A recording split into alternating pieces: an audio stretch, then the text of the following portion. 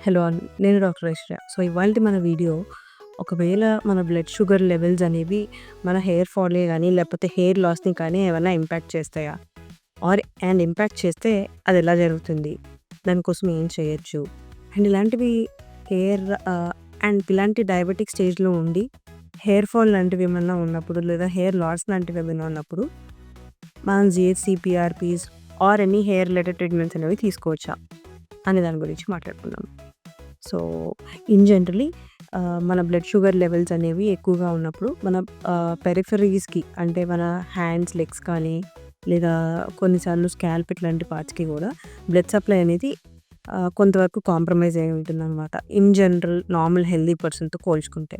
So, ఇలా blood supply అనేది compromise అయ్యి ఉన్నప్పుడు మనకి హెయిర్‌కి న్యూట్రియంట్స్ రూట్స్‌కి న్యూట్రియంట్స్ అందడం కూడా తగ్గుతుంది.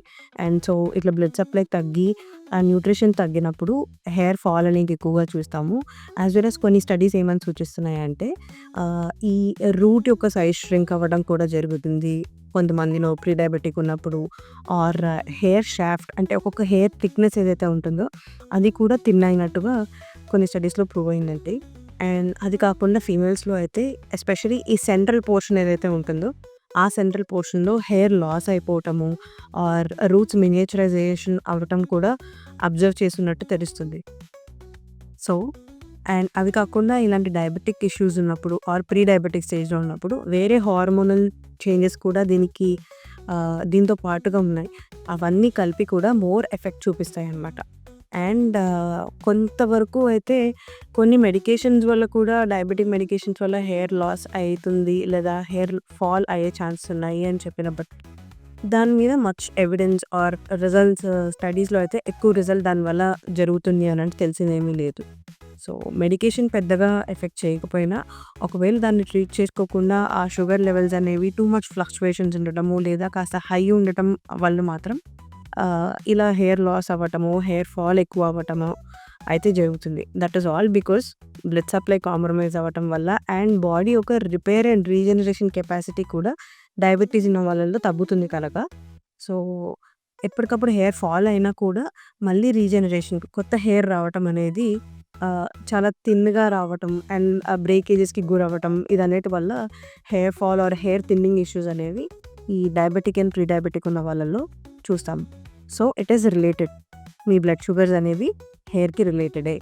అండ్ ఒకవేళ మరి డయాబెటిక్ ఉన్నాము అండ్ ఇలా hair loss hair fall issues ఉన్నాయి.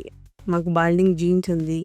ఇలా అన్నప్పుడు మరి పీఆర్‌పీస్, జీఎఫ్‌సీస్ కానీ లేదా ఏమైనా ట్రీట్మెంట్స్ తీసుకోవచ్చా? అసలు ఏ ట్రీట్మెంట్స్ కరెక్ట్ అనంటే ఒకవేళ మీ బాల్డింగ్ హెయిర్ ఫాల్ అనేది అంత సీరియస్‌గా అంత సివియర్ కండిషన్‌లో ఉంది. మీకు పీఆర్‌పీ, జీఎఫ్‌సీ లాంటి ట్రీట్మెంట్స్ అవసరము అనంటే ఒకవేళ మీ డయాబెటిక్ లెవెల్స్ అనేవి మీ షుగర్ లెవెల్స్ అనేవి కంట్రోల్‌లో ఉంటే అండ్ మీ డాక్టర్ ఓకే అంటే డెఫినెట్‌లీ తీసుకోవచ్చండి పీఆర్‌పీస్ అండ్ జీఎఫ్‌సీస్.